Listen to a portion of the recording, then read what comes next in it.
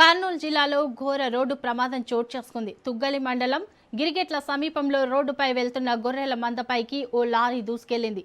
ఈ ప్రమాదంలో కురువ పకీరప్పకు చెందిన సుమారు 70 గొర్రెలు అక్కడికక్కడే మృతి చెందాయి.